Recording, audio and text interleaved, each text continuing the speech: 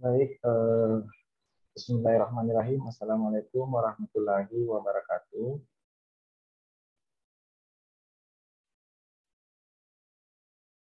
Pada pertemuan kali ini kita akan melanjutkan kembali tentang mata kuliah manajemen SDM lanjutannya. Untuk pertemuan ketujuh ini kita akan membahas tentang budaya organisasi. Teman-teman mahasiswa yang sempat menyaksikan video ini ya, diharapkan untuk betul-betul menyimak atau menyaksikan video ini sampai selesai. Yang pertama, sebelum kita masuk ke pembahasan lebih lanjut, kita akan membahas itu beberapa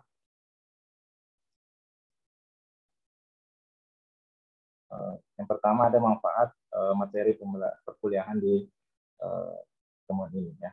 Yang pertama, mahasiswa didapat mampu memahami tentang definisi budaya organisasi. Yang kedua, menjelaskan tingkat budaya organisasi. Yang ketiga, fungsi-fungsi budaya organisasi. Yang keempat, menguraikan karakteristik budaya organisasi. Yang keempat, faktor-faktor yang mempengaruhi budaya organisasi. Dan yang terakhir adalah indikator budaya organisasi.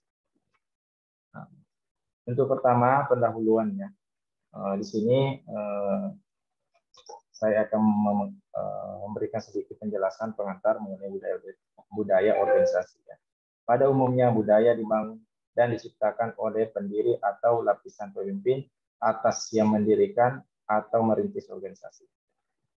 Falsafat atau strategi yang diterapkan oleh mereka lalu menjadi petunjuk dan pedoman bawahan mereka dalam melaksanakan tugasnya.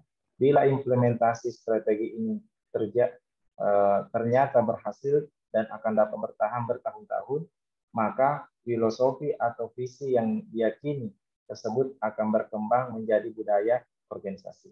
Namun, esensi daripada lahirnya suatu konsep budaya organisasi adalah sebagai instrumen atau seperangkat asumsi dasar dan keyakinan yang dianut oleh anggota-anggota organisasi, yang kemudian dikembangkan dan diwariskan guna mengatasi masalah-masalah adaptasi eksternal dan masalah internal. Selanjutnya, jadi apa yang ada di pikiran Anda begitu mendengar kata budaya organisasi?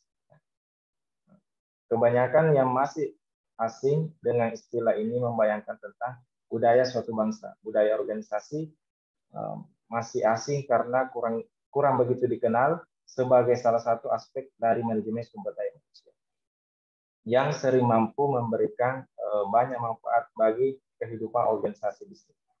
Padahal apabila mampu diterapkan secara baik dan konsisten, budaya organisasi mampu membantu organisasi menjadi lebih baik, terutama pada era saat ini, di mana organisasi bisnis diharapkan selalu dapat berubah secara cepat. Budaya organisasi menjadi pendekatan yang ditawarkan saat ini dikarenakan kompleksitas persaingan dewasa ini. Paradigma organisasi yang berubah juga menjadi dasar mengapa budaya organisasi menjadi pendekatan yang relevan. Menurut Michel Marficat dan Angus Reynolds dalam USDI 2011 terdapat pergeseran paradigma organisasi ya. Itu bisa dilihat dari tabel di layar ya yang tampil. Yang pertama, di paradigma lama itu ada orientasi tujuan untuk paradigma lama ya. Orientasi tujuan jangka pendek ya. Orientasi tujuan pada jangka pendek ya. Pada paradigma baru fokus pada visi misi dan individu ya.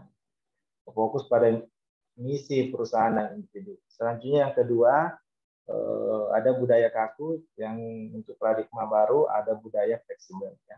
Untuk paradigma lama orientasi pada produk, untuk yang baru paradigma baru orientasi pada pasar ya.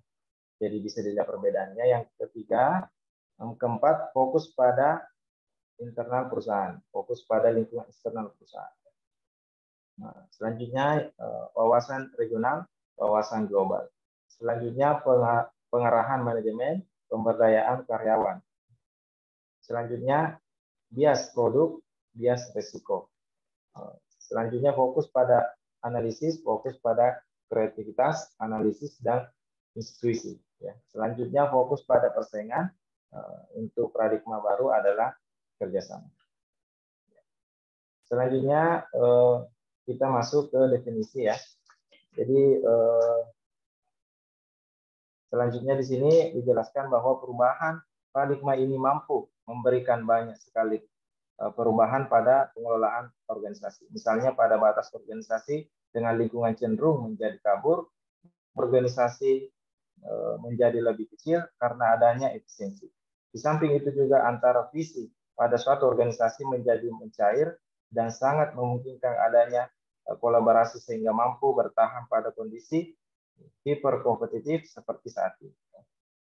Selanjutnya, di sini dijelaskan beberapa definisi tentang budaya organisasi. Jadi budaya organisasi merupakan serangkaian nilai dan strategi, visi dan misi serta norma-norma kepercayaan dan pengertian yang dianut oleh anggota organisasi dan dianggap sebagai kebenaran bagi anggota baru yang nantinya akan menjadi sebuah tuntutan bagi setiap elemen organisasi suatu perusahaan untuk membentuk sikap dan perilaku. Hakikatnya, budaya organisasi bukan merupakan cara yang mudah untuk memperoleh keberhasilan. Dibutuhkan strategi yang dapat memanfaatkan sebagai salah satu andalan daya saing organisasi. Budaya organisasi merupakan suatu konsep sebagai salah satu kunci keberhasilan suatu organisasi dalam mencapai tujuan. Ya, selanjutnya di sini ada beberapa definisi ya tentang budaya organisasi. Yang pertama ada menurut Fred Osted dalam Wibowo 2010 ya. Di sini dia menyatakan bahwa budaya terdiri dari mental program bersama yang mensyaratkan respon individu pada lingkungan. Definisi tersebut mengandung makna bahwa kita melihat budaya dalam perilaku sehari-hari, tetapi kontrol oleh mental program yang ditanamkan sangat dalam. Ya. Sedangkan menurut Edgar Secin ini dalam Wibowo 2010 yang mengemukakan bahwa budaya organisasi adalah sebagai filosofi yang mendasari kebijakan organisasi antara main untuk bergaul dan perasaan atau lingkungan yang dibawa oleh perpisahan fisik organisasi. Nah, sedangkan ada menurut Robin Wibowo, budaya organisasi adalah sebuah persepsi umum yang dipegang oleh anggota organisasi sesuatu sistem tentang keberartian bersama. Ya. Selanjutnya ada pendapat lain juga menurut Mangkunegara 2019. Ya. Mangkunegara ini 2019 berpendapat bahwa budaya organisasi adalah seperangkat asumsi atau sistem keyakinan, nilai-nilai, norma-norma yang dikembangkan dalam organisasi yang dijadikan pedoman tingkah laku bagi anggota-anggotanya untuk mengatasi masalah-masalah adaptasi eksternal dan internal. Ya. Selanjutnya ada menurut Rifai dan Mulyadi menyatakan bahwa budaya organisasi adalah suatu kerangka kerja yang menjadi pedoman tingkah laku sehari-hari yang membuat keputusan untuk karyawan dan mengarahkan tindakan mereka untuk mencapai tujuan organisasi. Jadi menurut Mulyadi ini merupakan pedoman tingkah laku sehari-hari dalam organisasi tersebut. Budaya organisasi merupakan pola keyakinan dan nilai-nilai organisasi yang dipahami, dijiwai, dipraktikkan oleh organisasi sehingga pola tersebut memberikan arti sendiri dan menjadi dasar aturan perilaku dalam organisasi. Oleh karena itu, budaya organisasi dijadikan sebagai pengendali dan arah dalam membentuk sikap dan perilaku manusia dalam suatu organisasi. Budaya organisasi diharapkan akan memberikan pengaruh yang positif terhadap kepribadian anggota organisasi maupun terhadap organisasi dalam hal ini mencapai visi, misi, serta tujuan organisasi. Selanjutnya ada menurut Sadarmayanti ya 2014 pada halaman 75. Di sini mendefinisikan bahwa budaya organisasi adalah sebuah keyakinan, sikap, nilai yang umumnya dimiliki yang timbul dalam organisasi. Dikemukakan dengan lebih sederhana, budaya adalah cara kita melakukan sesuatu di sini. Jadi menurut Saudara Mayanti. Selanjutnya ada lagi pendapat lain mengenai menurut Robinnya dalam Sularsono 2015. Di sini berpendapat bahwa budaya organisasi mengacu ke sistem makna bersama yang dianut oleh anggota-anggota yang membedakan organisasi itu dari organisasi-organisasi lain. Sistem memaksa bersama ini bila diamati dengan lebih seksama merupakan seperangkat karakteristik utama yang dihargai oleh organisasi. Ya. Nah, sedangkan ada lagi pendapat lain mengenai budaya organisasi. Sekarang menurut Edgar Eswin dalam jurnal Wiwin Yuswani 2016. Ya. Sini dijelaskan bahwa budaya organisasi adalah suatu pola asumsi dasar yang menciptakan, ditemukan atau dikembangkan oleh kelompok tertentu sebagai pembelajaran untuk mengatasi masalah, adaptasi eksternal dan internal yang resmi dan terlaksana dengan baik. Oleh karena itu diajarkan atau diwariskan kepada anggota-anggota baru sebagai cara tepat memahami, memikirkan, dan merasakan terkait dengan masalah-masalah yang terjadi. Jadi untuk menurut Wiwin ini 2016, bahwa budaya itu adalah bagaimana diwariskannya, ada pewarisan terhadap organisasi tersebut. Misalnya ada pergantian pemimpin dan lain-lain. Selanjutnya ada menurut PTCP Amuai dalam Syahyuni 2018. Ya. Dia mengemukakan bahwa budaya organisasi adalah seperangkat asumsi, dasar, dan keyakinan yang dianut oleh anggota-anggota organisasi, kemudian dikembangkan dan diwariskan guna mengatasi masalah-masalah adaptasi. Ya, selanjutnya ada menurut Sudaryono 2017 mengemukakan bahwa budaya organisasi merupakan tata nilai yang disepakati dan dipatuhi oleh seluruh anggota organisasi yang sifatnya meningkatkan produktivitas organisasi. Selanjutnya ada pendapat lain tentang budaya organisasi ini menurut Samsudin 2018. Ya. Dia mengungkapkan bahwa budaya organisasi merupakan sistem makna atau nilai yang dianut bersama oleh seluruh anggota organisasi.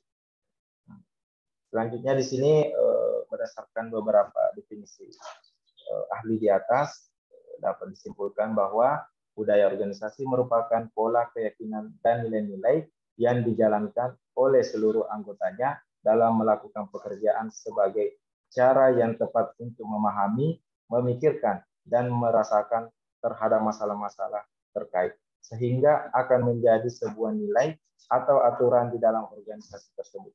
Budaya organisasi ini harus dipahami dengan baik oleh setiap anggota organisasi, sehingga budaya organisasi tersebut dapat sejalan dengan tujuan organisasi.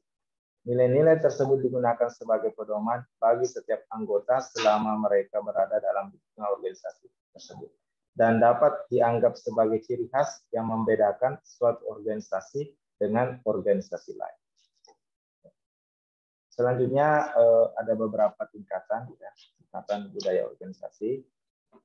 Di sini yang pertama tingkatan budaya organisasi ini menurut Pembundu ya 2012 halaman 22.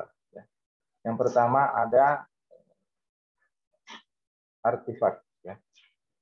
Artefak di sini adalah tingkatan pertama budaya organisasi yang tampak, ya, yang tampak atau permukaan. Ya. Tingkatan atau level ini merupakan dimensi yang dapat dilihat, didengar, dirasakan ketika seseorang memasuki suatu organisasi dengan budaya yang kurang dikenal, seperti misalnya produk, sejarah organisasi, arsitektur, bahasa, teknologi, mitos, cerita, ritual, dan cara berpakaian. Ya, jadi untuk tingkatan pertama ini. Ya. Selanjutnya yang kedua ada nilai-nilai. Ya. Tingkatan kedua budaya organisasi yang tidak tampak, ya, yaitu nilai-nilai yang diekspresikan oleh atasan atau rekan-rekan kerja. Seperti misalnya tingkatan atau level budaya ini dapat terlihat setiap penentuan tujuan organisasi dan cara-cara penyelesaian sehubungan dengan permasalahan internal dan eksternal dalam perusahaan. Selanjutnya yang ketiga, asumsi dasar. Ya. Tingkatan yang paling mendalam yang mendasari nilai-nilai yaitu keyakinan yang terdiri dari berbagai asumsi dasar. Asumsi dasar mencakup hubungan antar lingkungan, hakikat mengenal sifat manusia, hakikat mengenal aktivitas manusia, dan hakikat mengenal hubungan manusia. Selanjutnya ada fungsi budaya organisasi. Ini menurut Robbins 2011 pada halaman 500. Yang pertama di sini fungsi budaya organisasi yang pertama itu adalah budaya organisasi berfungsi sebagai pembeda yang jelas terhadap suatu organisasi dengan organisasi lain. Ya, jadi menurut Robbins ini fungsi organisasi yang pertama itu adalah adanya pembeda ya antara suatu organisasi dengan organisasi lain. Yang selanjutnya yang kedua, fungsi organisasi yang kedua adalah budaya organisasi membawa suatu rasa identitas bagi anggota organisasi. Jadi adanya rasa identitas yang anggota-anggota organisasi. Yang ketiga, budaya organisasi mempermudah timbulnya komitmen pada suatu yang lebih luas daripada kepentingan individu seseorang. Jadi budaya organisasi memerlukan mempermudah timbulnya komitmen. Komitmen organisasi ini pada suatu organisasi. Selanjutnya yang keempat, budaya organisasi merupakan perekat sosial yang membentuk persatuan organisasi dengan membentuk sikap serta perilaku karyawan. Selanjutnya yang kelima, budaya organisasi berfungsi sebagai mekanisme pembuat makna dan kendali yang membentuk sikap serta perilaku karyawan. Jadi adanya mekanisme ya atau kendali yang membentuk sikap karyawan. Selanjutnya ada fungsi budaya organisasi lagi, tapi ini menurut Pambundu ya 2012. Yang pertama, budaya organisasi sebagai pembeda suatu organisasi terhadap lingkungan kerja, organisasi maupun kelompok lain. Budaya organisasi menciptakan suatu identitas dan ciri yang membedakan suatu perusahaan dengan perusahaan. Jadi menurut Pambundu ini merupakan ciri atau pembeda antara suatu organisasi dengan organisasi lain. Yang kedua, sebagai perekat karyawan di mana budaya organisasi akan membentuk rasa atau rasa memiliki ya dengan rasa kesetiaan atau loyalitas terhadap sesama karyawan. Nah, jadi pemahaman yang baik akan kebudayaan organisasi akan membuat karyawan lebih dekat karena persamaan visi, misi, dan tujuan bersama yang akan dicapai. Nah, selanjutnya yang ketiga ada sebagai alat untuk mempromosikan sistem sosial di dalam lingkungan kerja yang positif dan kondusif serta dari konflik serta perubahan yang dilakukan dengan efisien. Jadi yang ketiga ini sebagai alat untuk mempromosikannya sistem sosial di dalam lingkungan kerja. Selanjutnya yang keempat, ya, budaya organisasi berfungsi sebagai mekanisme kontrol. Ya. Nah, jadi budaya organisasi mengendalikan dan mengarahkan karyawan ke arah yang sama untuk mencapai visi, misi, dan tujuan perusahaan. Nah, seluruh kegiatan di perusahaan akan berjalan apabila perusahaan mampu mengendalikan dan mengatur karyawan atau pekerjaannya dengan efektif dan efisien. Nah, selanjutnya yang kelima, sebagai integrator atau alat pemersatu subbudaya dalam organisasi dan pembeda latar belakang budaya karyawan. Ya. Nah, jadi di sini yang kelima ini sebagai alat pemersatu ya, misalnya subbudaya dalam organisasi yang berbeda antara karyawan yang lain dengan karyawan yang lain. Yang keenam, budaya organisasi membentuk perilaku karyawan. Tujuan dari fungsi ini agar karyawan memahami cara untuk mencapai tujuan organisasi sehingga karyawan akan bekerja lebih terarah. Nah, yang ketujuh, sebagai sarana atau cara untuk memecah masalah perusahaan seperti adaptasi lingkungan. Ya. Yang kedelapan, budaya organisasi berfungsi sebagai acuan dalam menyusun perencanaan seperti perencanaan pemasaran, segmentasi pasar, dan penentuan positioning. Selanjutnya yang kesembilan, sebagai budaya organisasi dapat berfungsi sebagai alat komunikasi antar anggota perusahaan atau organisasi, misalnya antar karyawan dan anggota perusahaan.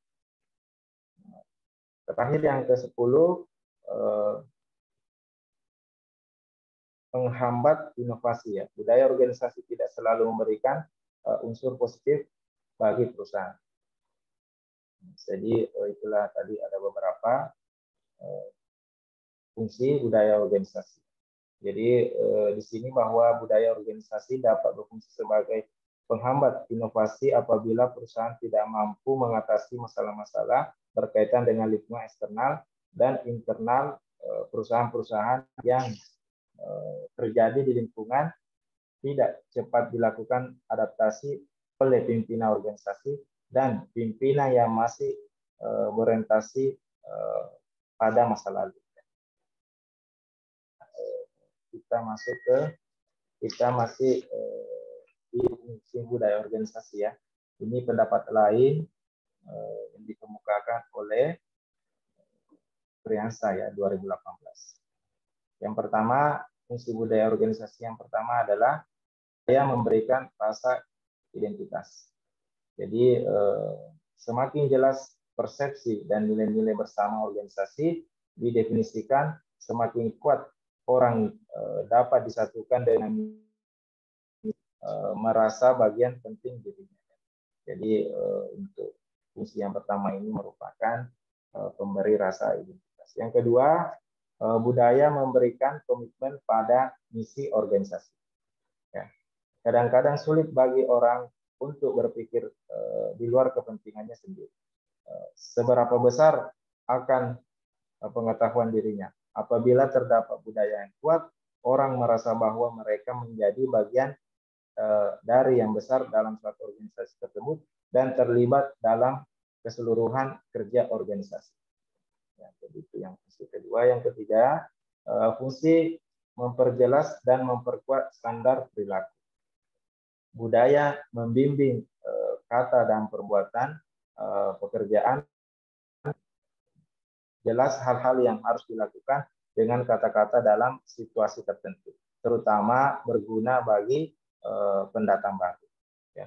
Budaya yang mengusahakan stabilitas bagi perilaku keduanya dengan harapan yang harus dilakukan individu yang berbeda pada saat yang sama.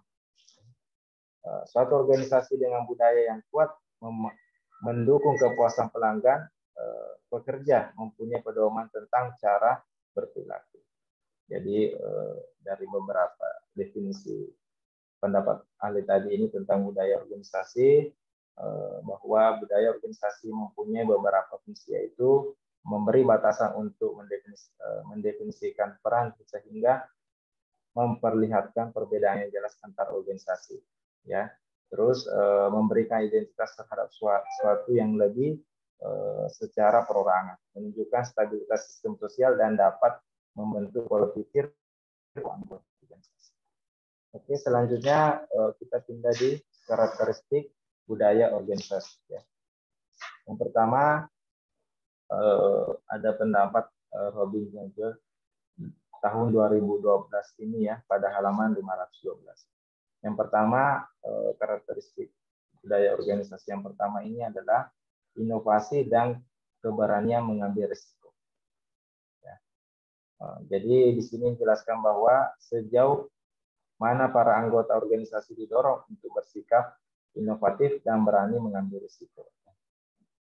Yang kedua, perhatian terhadap detail. Ya. Yang kedua ini yaitu sejauh mana anggota organisasi diharapkan untuk memperlihatkan kecermatan, analisis, dan perhatian terhadap budaya. Yang ketiga, orientasi hasil, yaitu sejauh mana manajemen berfokus kepada hasil dibanding dengan perhatian terhadap proses digunakan untuk meraih hasil tersebut. Yang keempat, berorientasi kepada manusia, yaitu sejauh mana keputusan yang dibuat oleh manajemen memperhitungkan efek terhadap anggota-anggota organisasi. Yang kelima, berorientasi kepada kelompok, yaitu sejauh mana pekerjaan secara kelompok lebih ditekankan dibanding dengan pekerjaan secara individu. Yang keenam, agresivitas, ya, yaitu sejauh mana anggota-anggota organisasi berperilaku secara agresif dan kompetitif dibanding dengan berperilaku secara tenang. Ya. Selanjutnya yang ketujuh atau yang terakhir, stabilitas, ya, yaitu sejauh mana organisasi menekankan status sebagai kontrak dari perusahaan. Itulah beberapa tadi tentang karakteristik budaya organisasi. Selanjutnya kita pindah ke faktor-faktor yang mempengaruhi budaya organisasi. Ya. Nah, di sini ada beberapa pendapat. Yang pertama, menurut Robbins ya 2011, di sini untuk faktor yang pertama itu adalah pengamatan perilaku. Nah, di sini dijelaskan bahwa keyakinan keberaturan cara bertindak dari para anggota yang tampak teramati ketika anggota organisasi berinteraksi dengan anggota lain. Mereka mungkin menggunakan bahasa umum, istilah, atau ritual tertentu. Jadi faktor yang pertama ini menurut Robin yang mempengaruhi budaya organisasi itu adalah pengamatan perilaku. Ya. Yang kedua ada norma, yakni berbagai standar perilaku yang ada termasuk dalamnya tentang pedoman sejauh mana suatu pekerjaan harus dilakukan. Yang ketiga, nilai dominan. Yakni adanya nilai-nilai yang bersama oleh seluruh anggota organisasi, misalnya tentang kualitas produk yang tinggi, absensi yang rendah, atau efisiensi yang tinggi. Selanjutnya yang keempat ada filsafat, yakni adanya kebijakan-kebijakan berkenaan dengan keyakinan organisasi dalam memperlakukan pelanggan dan karyawan. Selanjutnya yang kelima ada aturan, yaitu adanya pedoman yang kuat terkait dengan kemajuan organisasi. Ya. Yang keenam ada iklim organisasi, merupakan perasaan keseluruhan, ya, merupakan perasaan keseluruhan yang tergambarkan dan disampaikan melalui kondisi tata ruang, cara berinteraksi para anggota organisasi, dan cara anggota organisasi memperlakukan dirinya dan pelanggan atau orang. Ya, itu menurut Robbins. Selanjutnya ada menurut Ika 2010. Yang pertama itu ada asumsi dasar. Asumsi dasar berfungsi sebagai pedoman bagi anggota maupun kelompok dalam organisasi untuk berperilaku. Yang kedua, keyakinan yang dianut. Dalam budaya organisasi terdapat keyakinan yang dianut dan dilaksanakan oleh para anggota organisasi. Keyakinan ini mengandung nilai yang dapat dibentuk slogan atau motto, asumsi dasar, tujuan umum organisasi atau perusahaan, filosofi usaha, atau prinsip-prinsip yang menjelaskan usaha. Nah, selanjutnya yang ketiga, pemimpin atau kelompok menciptakan pengembangan budaya organisasi. Budaya organisasi perlu diciptakan dan dikembangkan oleh pemimpin organisasi atau kelompok tertentu dalam organisasi tersebut. Yang keempat, pedoman mengatasi masalah.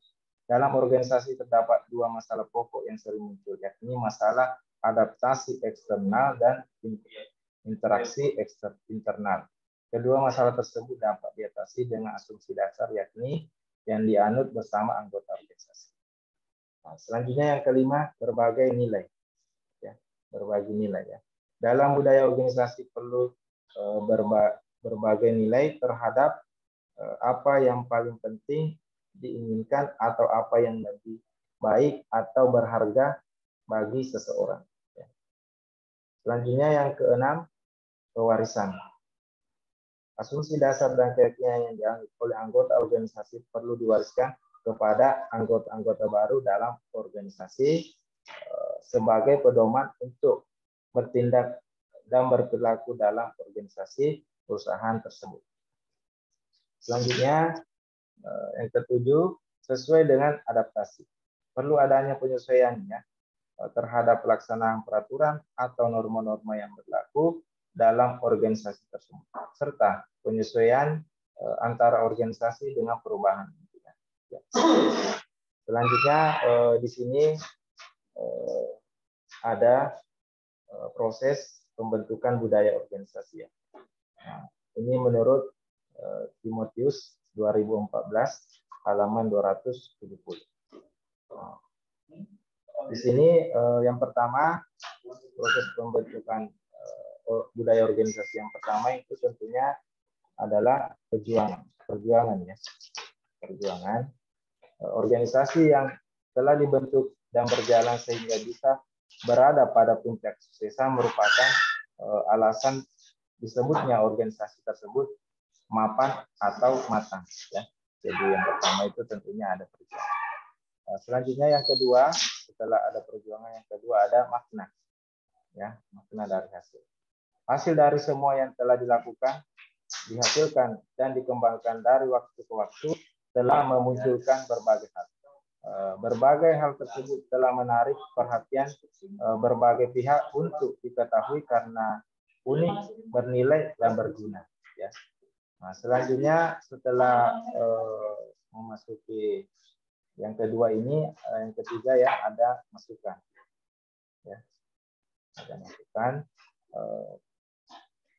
Masukan bisa diberikan oleh siapa saja, namun ada 3 sumber yang memberikan kontribusi besar bagi proses penguatan, perubahan, penambahan, pengurangan, serta pengendalian dari budaya organisasi yang telah ada.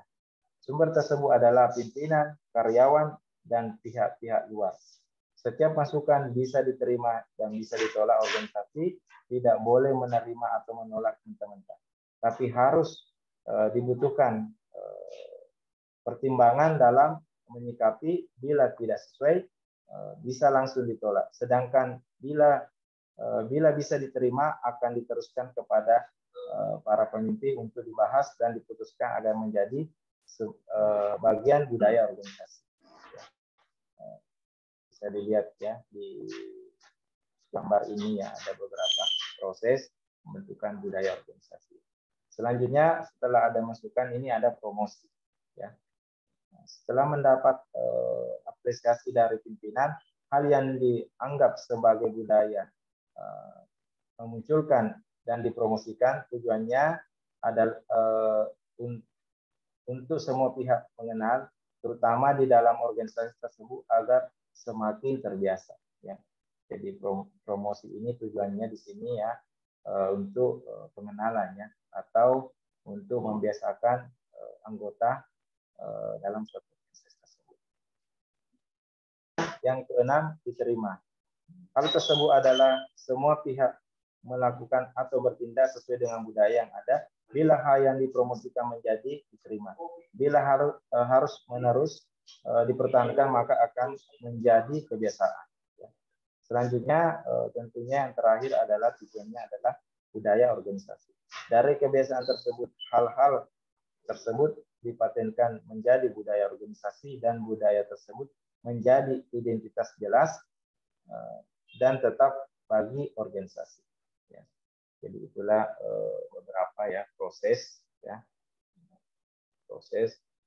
panjang dari pembentukan budaya organisasi. Ya. Selanjutnya di sini ada pendapat lain tentang proses pembentukan budaya organisasi. Ya. Di sini menurut Dell dan Kennedy dalam Timotius 2014. Ya. Yang pertama ada lingkungan usaha. Ya. Lingkungan usaha merupakan yang menentukan terhadap apa yang harus dilakukan perusahaan agar bisa berhasil. Lingkungan usaha yang berpengaruh antara lain meliputi produk yang dihasilkan, persaingan, pelanggan, teknologi, pemasok, kebijakan, kebijakan pemerintah dan lain-lain. Ya. Selanjutnya ada nilai-nilai. Nilai-nilai adalah keyakinan dasar yang dianut oleh sebuah organisasi. Nilai-nilai inti yang dianut bersama anggota organisasi antara lain dapat berupa slogan atau motto yang dapat berfungsi sebagai jati diri dan harapan konsumen. Ya. Yang ketiga ada pahlawan. Ya. Pahlawan adalah tokoh yang dipandang berhasil mewujudkan nilai-nilai budaya dalam kehidupan nyata. Selanjutnya yang keempat ada ritual. Ritual merupakan tempat di mana perusahaan secara simbolis menghormati pahlawan-pahlawan. Sedangkan yang terakhir adalah jaringan budaya.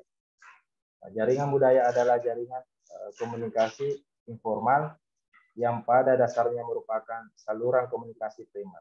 Fungsinya menyalurkan informasi dan memberi interpretasi terhadap informasi.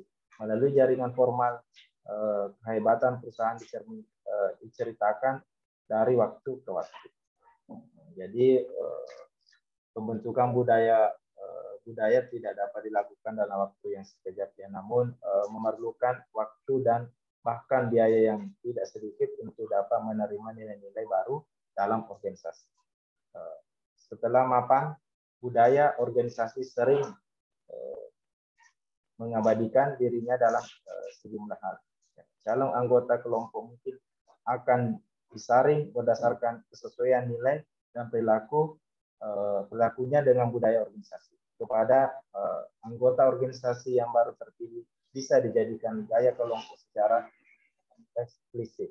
Kisah-kisah atau legenda-legenda historis bisa diceritakan terus-menerus untuk mengingatkan setiap orang tentang nilai-nilai kelompok dan apa yang dimaksudkan dengannya. Ya, selanjutnya di sini kita pindah ke ada beberapa ada perbedaan di sini ya, antara budaya yang kuat dengan budaya yang lemah. Ini menurut Robin dan Hitler 2010 halaman 64. Yang pertama di sini untuk budaya yang kuat, nilai-nilai yang diterima secara luas oleh seluruh anggota organisasi. Sementara untuk budaya yang lemah ya bisa dilihat atau yang tampil di PowerPoint ini ya. Terus untuk budaya lemah itu adalah nilai-nilai hanya dianut oleh segolongan orang saja di dalam organisasi, biasanya kalangan manajemen puncak. Jadi itu untuk yang poin pertama ya, untuk perbedaan antar organisasi yang kuat dengan lemah. Selanjutnya yang poin kedua, budaya memberikan pesan yang konsisten pada karyawan mengenai hal yang dipandang berharga dan penting. Nah, selanjutnya untuk budaya yang lemah, ini budaya memberikan pesan yang saling bertolak belakang mengenai apa yang dianggap berharga dan penting. Itu beberapa perbedaannya. Yang ketiga, para karyawan sangat mengidentifikasikan jati diri mereka dengan budaya organisasi. Nah, untuk budaya lemah, para karyawan tidak begitu peduli dengan identifikasi budaya organisasi mereka. Nah, selanjutnya yang keempat, terdapat kaitan yang erat antara penerima nilai-nilai dan perilaku para anggota organisasi. Nah, selanjutnya untuk budaya lemah, tidak terdapat kaitan yang erat antara penerima nilai-nilai dengan perilaku para anggota organisasi. Nah, jadi budaya organisasi yang lemah ya, sebagai tingkat budaya di mana setiap orang memiliki nilai-nilai yang berbeda, terdapat kebijakan akan tujuan-tujuan dan prinsip-prinsip yang mendasari setiap keputusan perusahaan. Ya. Jadi menurut Robbins ini ya, menjelaskan bahwa budaya yang kuat ya atau strong culture digambarkan sebagai budaya yang menanamkan nilai-nilai utama organisasi secara kokoh atau kuat dan diterima secara luas di kalangan karyawan, memiliki pengaruh lebih besar dibandingkan dengan budaya yang lemah. bahwa budaya organisasi yang kuat adalah budaya yang dipegang secara intensif, berdasar dan kukuh, ya, mendasar dan kukuh, dianut secara luas, secara jelas dan diwariskan. Ketika suatu organisasi memiliki budaya yang kuat, karyawan akan memberikan kesetiaan yang lebih besar dibanding dengan organisasi dengan budaya yang lemah. Nah, selanjutnya ada indikator budaya organisasi. Di sini ada beberapa pendapat ahli. Yang pertama, menurut Robin dalam Sudarmanto 2014 halaman 171, di sini menyatakan bahwa indikator yang pertama itu adalah inovasi dan keberanian mengambil risiko, ya, yaitu sejauh mana karyawan didorong untuk bersikap inovatif dan berani mengambil risiko, ya. Yang kedua, perhatian pada hal-hal rinci, yaitu sejauh mana karyawan menjalankan presisi, analisis, dan perhatian pada hal-hal detail, ya. Selanjutnya yang ketiga, orientasi hasil, yaitu sejauh mana manajemen berfokus lebih pada hasil ketimbang pada teknik dan proses yang digunakan untuk mencapai hasil tersebut, ya. Selanjutnya yang keempat, orientasi orang, yaitu sejauh mana keputusan manajemen dalam mempertimbangkan efek dari hasil karyawan dalam organisasi. Nah, selanjutnya yang kelima, orientasi tim, yaitu sejauh mana kegiatan-kegiatan karyawan dalam organisasi pada tim ketimbang pada individu. Jadi untuk organisasi pada tim ini, ya, menekankan kerjasama dalam suatu organisasi. Selanjutnya yang keenam, keagresifan, yaitu sejauh mana orang-orang bersikap inovatif, agresif, dan kompetitif ketimbang santai. Selanjutnya yang ketujuh, yang terakhir, stabilitas, sejauh mana kegiatan-kegiatan organisasi dengan menekankan dipertahankannya status quo dibanding dengan pertumbuhan perusahaan. Nah, selanjutnya ada pendapat lain tentang indikator budaya organisasi ini menurut Sulaksono 2015. Yang pertama, inovasi memperhitungkan resiko. Ya, jadi semua karyawan dan pimpinan dapat memiliki perhatian terhadap segala bentuk resiko yang timbul, membuat adanya kerugian dan tuntutan pihak lain. Selanjutnya yang kedua, memberikan perhatian pada setiap masalah dalam melakukan pekerjaan. Perusahaan dapat mengenali setiap masalah yang timbul serta dapat memecahkan secara cepat. Selanjutnya yang ketiga, orientasi pada hasil yang akan dicapai. Perusahaan memiliki target pekerjaan secara jelas serta adanya pengawasan dari supervisor untuk mencapai target tersebut. Ya, jadi untuk orientasi pada hasil ini, misalnya perusahaan itu ada pengawasan dari supervisor, ya, atau pimpinan dalam perusahaan tersebut. Selanjutnya yang keempat, berorientasi pada semua kepentingan karyawan. Perusahaan melalui supervisor dapat memperhatikan segala bentuk kebutuhan kerja karyawan, baik fasilitas maupun kompensasi, dan dapat memenuhi dengan cepat. Selanjutnya ada agresif dalam bekerja. Karyawan selalu dapat bekerja dengan giat dengan cara yang efektif tanpa adanya waktu yang terbuang. Jadi ini bagaimana seorang karyawan yang memanfaatkan waktunya yang waktu kerjanya misalnya di kantor itu dengan baik, ya. Selanjutnya yang keenam, mempertahankan dan menjaga stabilitas kerja. Karyawan harus selalu menjaga kondisi kesehatan serta meningkatkan ilmu pengetahuan sehingga tetap dapat bekerja secara prima. Ya. Jadi itulah beberapa tadi pendapat menurut Sulaksono, ya. Selanjutnya ada dampak budaya organisasi. Di sini ada tiga dampak budaya organisasi. Yang pertama, budaya organisasi membentuk perilaku staf dengan mendorong pencampuran, ya, dan perilaku yang diinginkan sehingga memungkinkan organisasi bekerja dengan lebih efisien dan efektif, meningkatkan konsisten, menyelesaikan konflik, dan memfasilitasi koordinasi dan kontrol. Jadi itu Itu dampak budaya organisasi yang pertama. Selanjutnya yang kedua, budaya organisasi membatasi peran yang membedakan antara organisasi yang satu dengan organisasi yang lain karena setiap organisasi mempunyai peran yang berbeda. Sehingga perlu memiliki akar budaya yang kuat dalam sistem dan kegiatan yang ada di dalamnya. Selanjutnya yang ketiga, menimbulkan rasa memiliki identitas bagi anggota. Dengan budaya yang kuat, anggota organisasi akan merasa memiliki identitas yang merupakan ciri khas dari organisasi. Oke, itulah tadi beberapa materi ya untuk budaya organisasi ini. Untuk teman-teman yang menyaksikan video ini, kalau ada yang ingin ditanyakan, ya, silakan disampaikan ya. Untuk selanjutnya, insya Allah nanti untuk minggu depan kita akan tes ya secara tatap muka di kampus. Untuk lebih jelasnya nanti disampaikan melalui video. Oke, untuk pertemuan hari ini mungkin cukup sampai hari ini. Saya akhiri dengan ucapan alhamdulillah. Assalamualaikum warahmatullahi wabarakatuh. Waalaikumsalam warahmatullahi wabarakatuh.